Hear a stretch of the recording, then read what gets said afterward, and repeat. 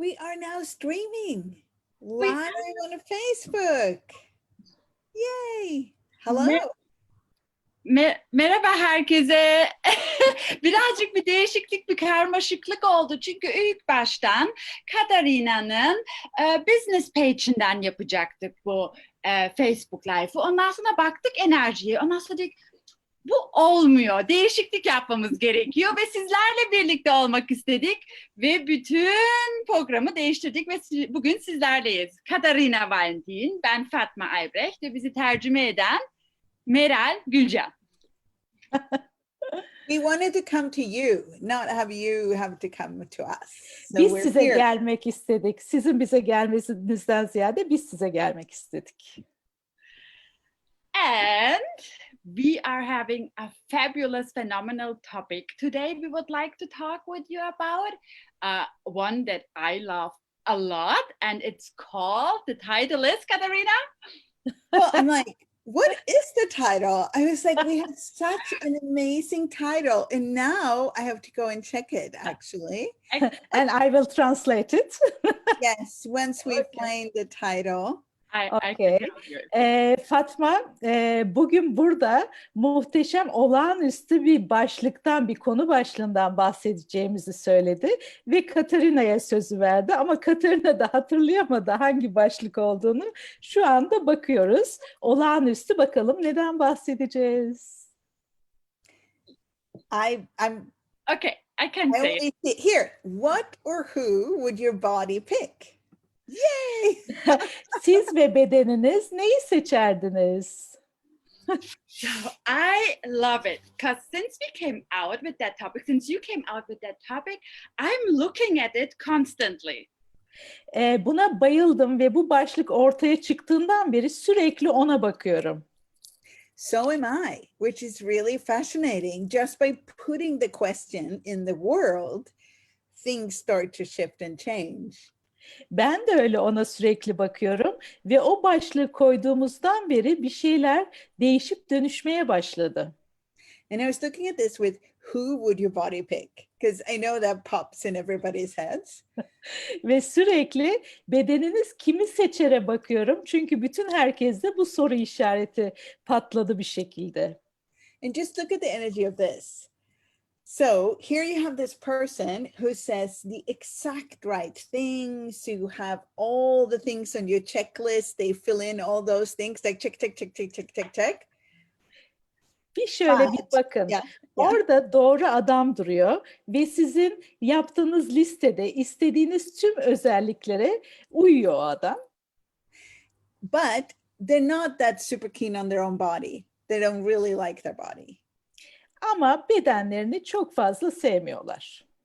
And then you have this other person that kind of is not exactly what you expected that you would like, but that person totally loves their own body. Diğer tarafta da başka bir erkek var ve onlar aslında sizin listedeki özelliklerinize çok fazla uymasalar da bedenlerini çok seviyorlar. And not in the way that they like looking at themselves and think they look good, but in the way that they enjoy their body. Sadece bedenlerine iyi bakmaktan bahsetmiyorum. Bedenlerinden gerçekten keyif alıyorlar. Which of those two persons would your body like to have sex with? Bu iki gruptaki erkeklerden bedeniniz hangisiyle seks yapmayı seçerdi? I realized that my body really wanted, my body didn't care about the checklist at all. My body would really enjoy having sex with the person who really enjoyed their body. Benim liste umurumda bile değil. Benim bedenim bedeninden gerçekten keyif alan erkekle seks yapmayı isterdi. And I think this is where one of the biggest discrepancies comes in to our lives. İşte bu bizim hayatımıza gelen bir ikilem oluyor. Because if we are starting to realize that we should be asking our body for everything that concerns it, like what to wear, what to eat, who to sleep with. Eğer bedenimize her şeyi soruyorsak, ne giyeceğiz, nasıl uyuyacağız, ne yapacağız diye. But at the same time, we already have checklists for all those things in our heads. Ama aynı zamanda da kafalarımızda sürekli o listeler var, istediğimiz özellik listesi. Like what's good to eat, that, but not that. Neyi yemek iyi? Bu ama bu değil. Love your translation, Meryl. And if I wear this, I will be identified as a, I don't know, slut, businesswoman, whatever, like all of that. But if I wear this, I will be. Bunu giyersem bir kaltak olabilirim, bir iş kadını olabilirim, bıdı. Ama bunu giyersem So none of those lists takes your body into account. hiçbir liste bedeninizi dikkate almıyor. What and who would your body pick?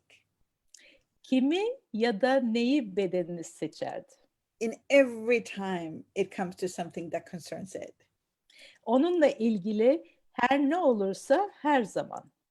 It's so different that we don't even know how to get there because we're so stuck in our reference points, our list, our checklists.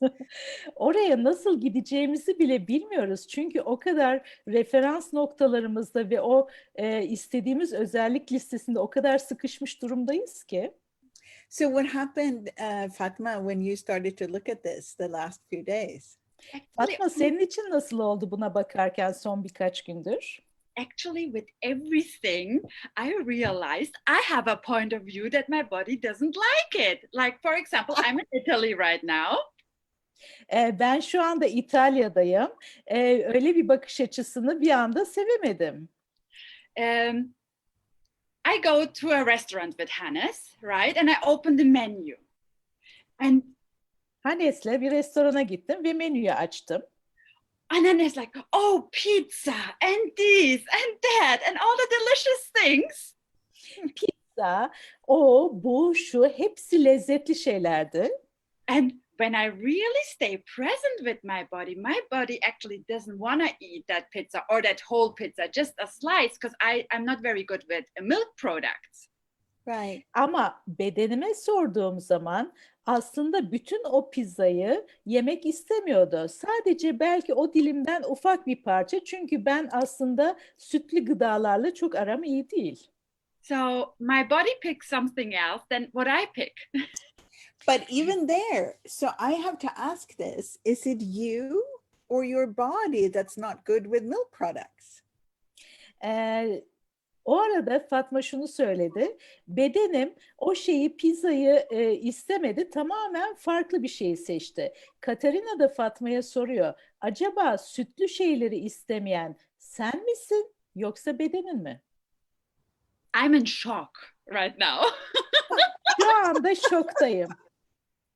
Because it's me. It's not my body. My body has no point of view about it. Actually, I can't eat pizza and cheese and everything. And oh my God. Şu anda şoktayım çünkü aslında sütü istemeyen bedenim değil, benim ve o pizzayı, peynirli pizzayı yiyebilirim. The reason I ask is because everything else you were talking was light. It had a sense of, but then that particular thing, I am not good with milk products, is a conclusion which the body rarely comes to, but we do. And you see what? Translation. Sorry. Aslında orada her şey böyle hafif giderken sen ben sütlü gıdalarla iyi değilim dediğin zaman orada aslında bedenin çok nadiren böyle bir bakış açısı olur. And this is again a wow moment because how many conclusions do we have about everything? Yeah. Ne kadar çok sonuçlandırmamız var her şeyle ilgili. I had a conversation with a Russian woman on another Zoom the other day who was wondering why she couldn't get an answer from her body what he wanted to eat for breakfast. Geçen gün bir Rus hanımla başka bir Zoom'da konuşuyordum. Bedenim neden kahvaltı istemiyorsun demişti. And she was starting from the fact that her body wanted to eat something when we asked, does your body want to eat something for breakfast? The answer is completely different. The conclusions sneak in there, and our question is based on a conclusion. We start our question in a conclusion.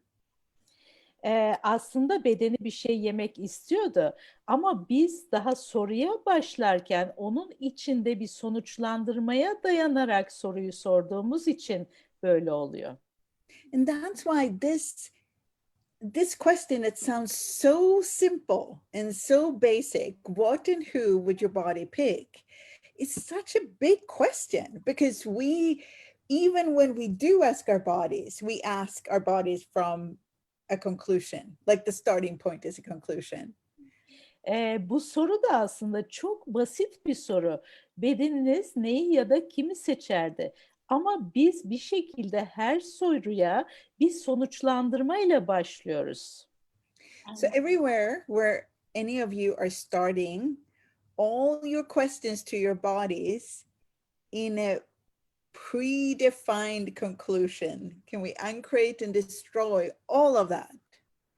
Her nerede hepimiz bedenimize bir şey sorarken, daha soruya başlamadan onu önceden tanımlayarak bir sonuçlandırma yaparak soruyorsak, bununla ilgili her şeyi yıkıp yaratımını iptal eder misiniz lütfen?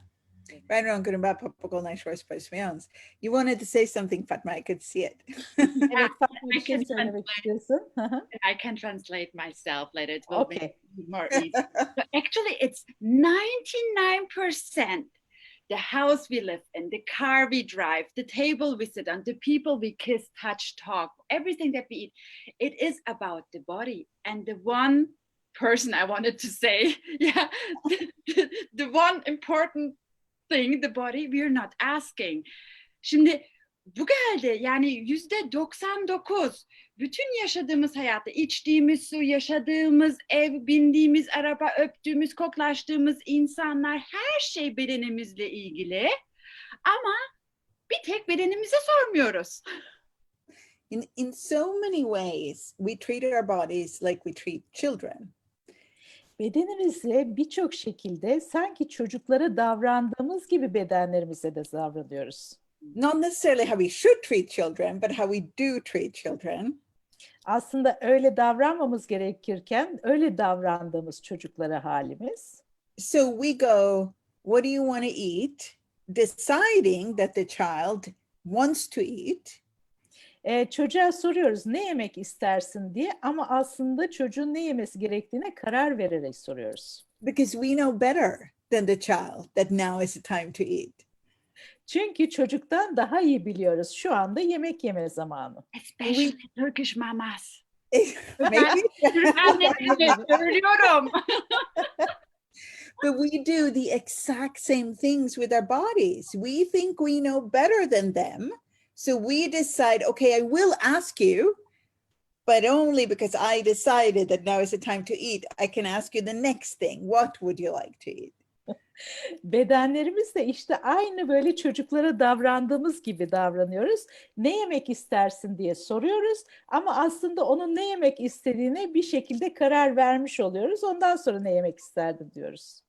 So I think with the people that we would like to have sex with, we do the same thing. We pick a few people that our mind agreed that we could have sex with, and then we ask the body to pick between them.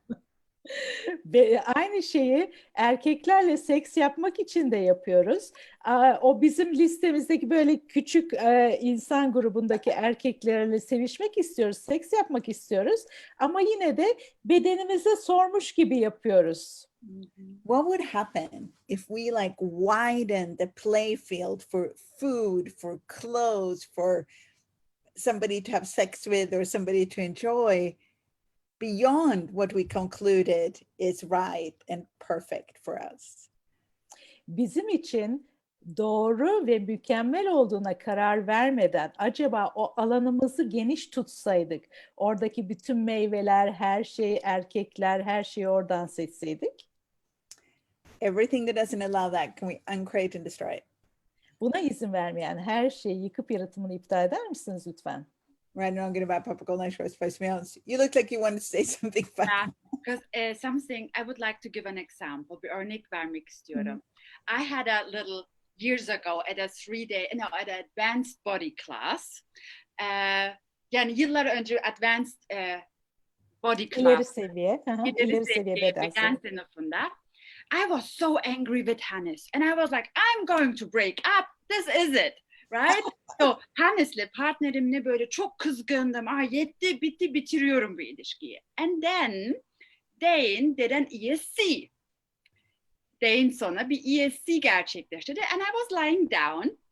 And I was like, body, show me the energy that you would really like to have in your life. That really would contribute to us. Ona bunu dedim. Yatarken biliyorsunuz gözlerimizi kapatıyoruz. Ben dedim ki tamam bedenim göster bana gerçekten kimi istiyorsun? Kimi istiyorsun sana dokunması? Hangi enerjiyi seviyorsun? And after a while someone touched me. You know, my eyes still closed. Someone touched me and I was like, oh my God. My whole body started vibrating. Sonra bir süre sonra böyle birisi dokundu. Bedenim böyle kıpırdanmaya başladı.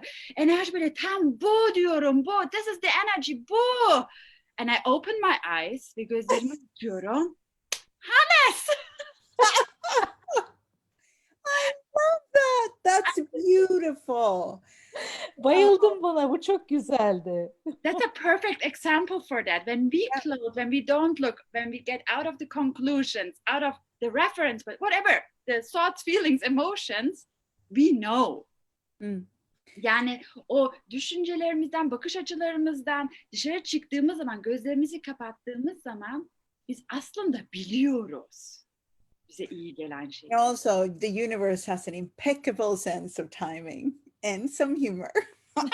Evrenin de aynı zamanda çok güzel bir zamanlaması var, bir de mizah anlayışı var. And really, thank you so much. That is a perfect example of that. Çok teşekkür ederim. Bunun için gerçekten çok mükemmel bir örnek oldu bu. And I do think this is one of the reasons why it sometimes can be so hard, for example, for somebody to lose weight.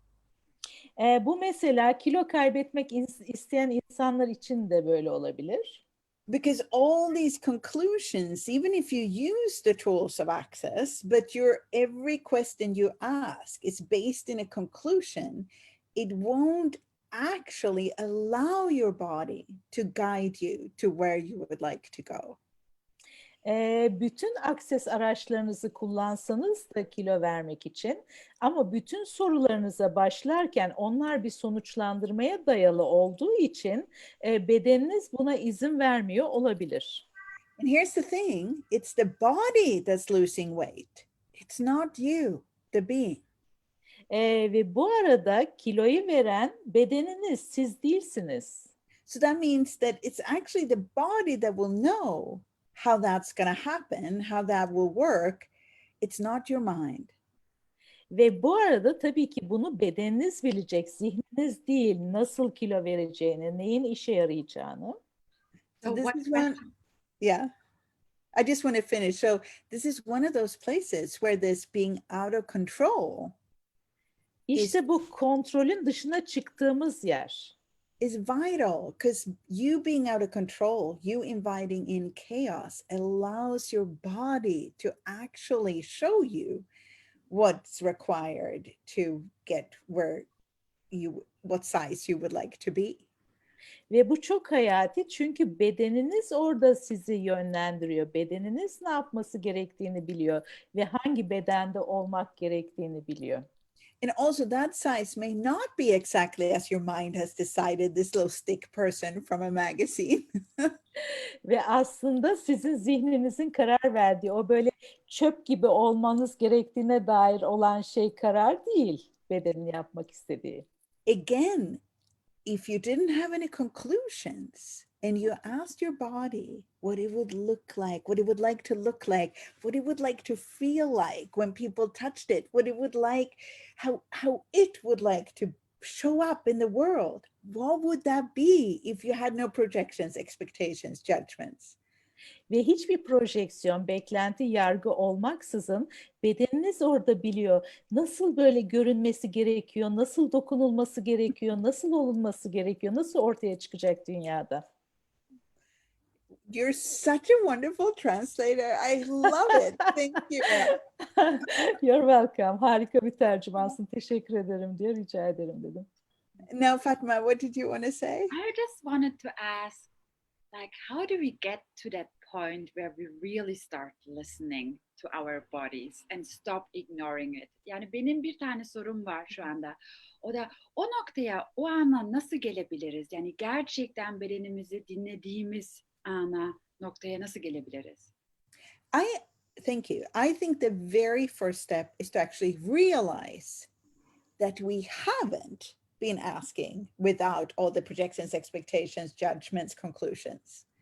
İlk önce şunu fark etmemiz gerekiyor ki bütün o projeksiyonlar, beklentiler, yargılar olmadan soru sormuyoruz. And that's not because we didn't want to, it's because we've been trained not to do that. Aslında bunu yapmak istemediğimizden değil ama bize öyle öğretilmediği için. So everywhere where you've been trained, taught, and entrained to disregard your body's point of view, and would you uncreate and destroy that? Her nerede öyle eğitildiyseniz, öyle öğretildiyse size bedeninizi göz ardı etmeniz gerektiğiyle ilgili öyle bir bakış açınız varsa hepsini yıkıp yaratımını iptal eder misiniz lütfen? Reinrangrumat Papakolna Shores Pasimians. And what energy, space, consciousness, and choice can we all be to allow, no, to, can we all be to receive from our bodies in total ease? Ooh, everything that doesn't allow that, can we uncreate and destroy it? Toplam kolaylıkla hepimizin bedenlerimizden kolaylıkla alıp kabul etmesi için hangi enerji, alan, bilinç ve seçim olabiliriz? Buna izin vermeyen her şeyi yıkıp yaratımını iptal eder misiniz lütfen? And that is probably the second step after it's starting to receive in ways that we cannot even imagine.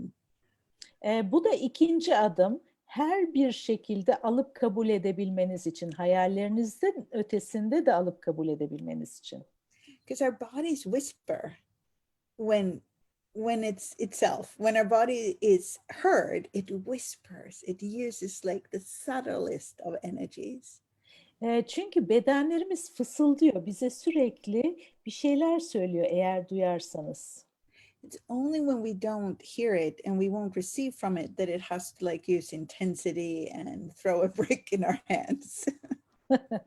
Ve biz yoğunluk olduğu zaman onu duyamıyoruz. And I actually think with this whole pandemic, a lot of people have had to spend more times with their bodies.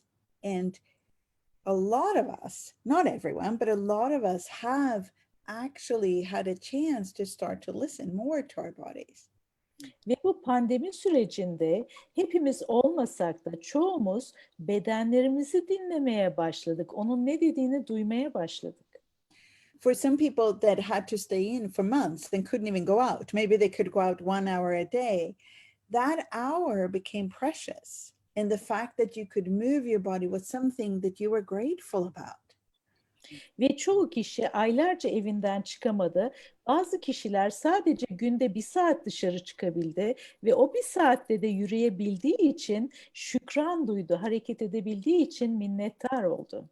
Lots of things we've taken for granted, we're suddenly like not there anymore, and we had to kind of claim them to still have them. Ve bir şekilde hep cebimizde hazır zannettiğimiz şeylerin olmadığını fark ettiğimiz zaman böyle her şeye karşı bir minnet duymaya başladık. Her şey çok değerli olmaya başladı bizim için.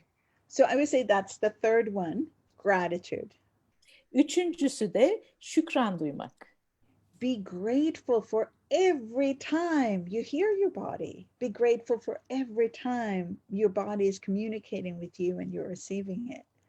Bedeninizi duyduğunuz zaman, bedeniniz sizinle iletişimde bulunduğu zaman, konuştuğu zaman şükran duyun onu duyabildiğiniz için. Because then that grows, that becomes more every single time. Çünkü ondan sonra büyüyor, daha büyüyor. Her defasında biraz daha büyüyor. So acknowledge that we haven't really been asking questions, even if we think so. Start to receive even more and then be grateful every time. That. Ve artık bunu fark edip kabul edin ki biz soru sormuyorduk. Önce soru soruyoruz, ondan sonra da alıp kabul ediyoruz ve sonra da şükran duyuyoruz.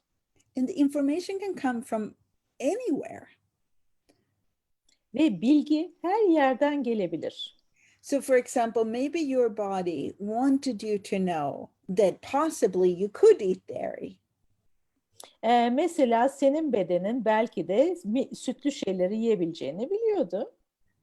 But it could use a place like this to put the question in somebody's head and get the information to you. Ve birisinin kafasına bu sorular kondu ki sen oradan o cevabı alabilesin diye. So everywhere any of you decided that your body talking to you should sound like a little tiny voice in your head, can we uncreate and destroy all of that? Ve bedeninin senin kafanda böyle bir bıdı bıdı konuştuğunu biliyorsan bununla ilgili her şeyi yıkıp yaratımını iptal eder misin lütfen? And for some of you, maybe it does. Belki bazılarınız öyle yapıyorsunuz. But for some of you, the information will come from all kind of directions. Ama And from all kind of people. her yerden ve herkesten gelir. So does that answer your question, Fatma? Yeah, that was fabulous. Bu senin sorunun cevabıydı Fatma. Everything that you said and the energy that is showing up here, I cannot wait to be even more in communion with my body and play and listen to it more. Because I know every time I do it and I listen, it gives me so much more. Şey dedim, hiç bekleyemiyorum. Yani sabırsızlıkla bekliyorum. Daha yakın olabilmem için bedenimle. Çünkü biliyorum ben ne zaman bedenimi dinlesem o beni ödüllendiriyor. O bana daha da güzel şeyler vermek istiyor. Truly, our bodies are amazingly, they're generous. So Gerçekten bedenlerimiz çok cömert. So when we receive from them, they will give even more. When we're grateful for what we receive, they will go like, yay! Biz onlardan alıp kabul ettiğimiz zaman daha da fazlasını verirler. Ve bir de biz onlara şükran duyup minnettar olursak, yay diye her şeyi bize verirler. And I think most of us know that because when our bodies are happy, you have so much energy. You want to play with the whole world. You're kinder to people around you. You want to give to everyone because your body is happy. It just like... Bedeniniz mutlu olduğu zaman siz de öylesiniz. Hafif hissedersiniz, neşelisinizdir, herkese karşı naziksinizdir. Diye bir şey olur. So before we end, just tap into a recent time, if you have one, where your body was really, really happy. Evet, bedenlerinizin mutlu olduğu bir zaman vardı. And just perceive that energy, like that happy energy. And maybe it was like a week ago or a month ago or a year ago or last time you had an orgasm. I don't know. Sometime when your body was really happy, bring that into your body again. O bedeninizin mutlu olduğu anı tekrar algılayın. Bu belki geçen haftaydı, bir ay önceydi, belki son aldığınız orgazmdaydı. Ama lütfen o enerjiyi, bedenin mutlu olduğu enerjisini tekrar algılayın. And then in that space, ask who or what would your body pick?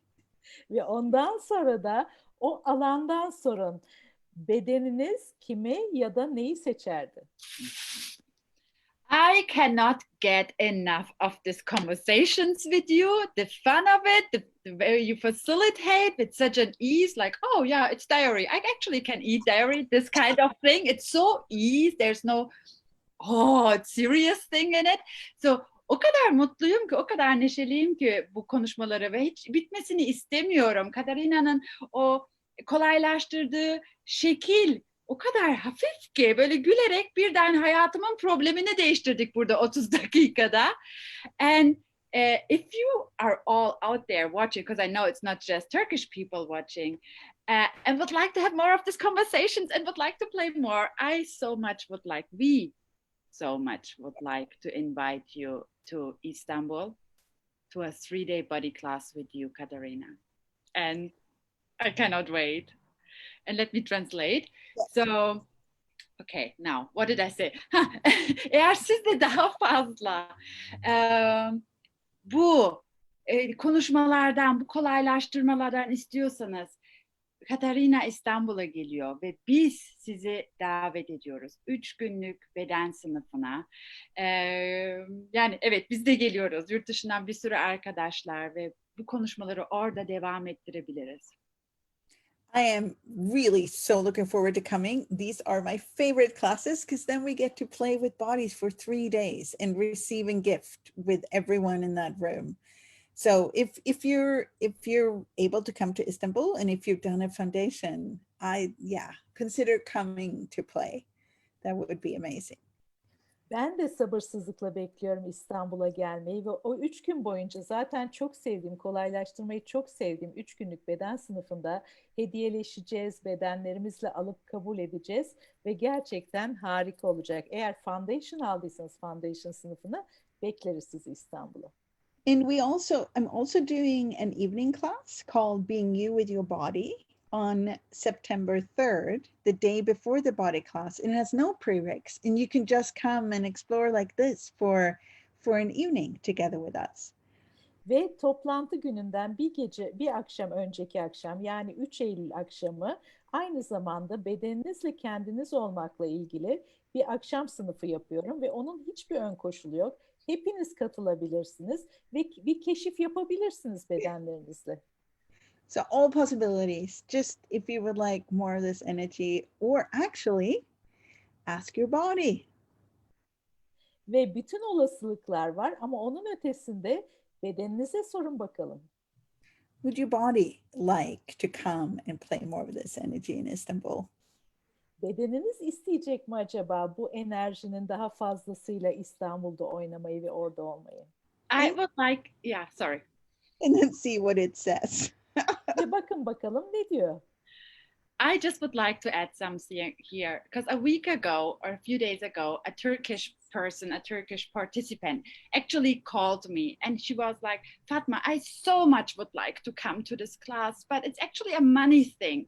And I asked her, have you asked your body to contribute? Would your body like to go? Would it contribute? So birkaç gün önce bir Türkiye'de yaşayan bir arkadaşımız aradı, onunla konuştum telefonda. O da evet çok gelmek istiyorum bu sınıfa ama işte biliyorsun maddi bilmem ne öyle bir konuşurken dedim bedenine sordun mu? Onun da sana yardımcı olmasını istedin mi? And today she told me she's coming. It showed up for her. Ve bugün yazıştık ve şimdi 3 günlük beden sınıfına gelebileceğini yazdı ve o kadar mutlu oldum. You know, it's funny, that's also a way the body communicates, by contributing to the choices that you are making that concerns the body. Going to a body class is definitely one of those. Bedeniniz biliyor musunuz ki aslında bu şekilde de katkı oluyor. Onu ilgilendiren şeylerde sizinle bu şekilde iletişim kuruyor. Tabii ki o beden sınıfına gelmek istiyordur ona sorsanız. Okay, so maybe I'll see you in like 10 days or something, right? Yeah. Evet, belki sizi orada göreceğim. Yaklaşık sanırım 10 gün civarında orada olacağız. I think it's 2 weeks. So in 2 weeks, possibly in Istanbul, I will see you in person. Evet, 2 hafta sonra sizinle şahsen tanışabileceğim İstanbul'da. And until then, or some other time, bye. O zamana kadar ya da başka bir zaman görüşmek üzere. Bye bye. Teşekkürler herkese. Teşekkürler Meral. Thank you Katarina. Teşekkürler. Thank you Bye bye. Katarina. Bye bye. Bye.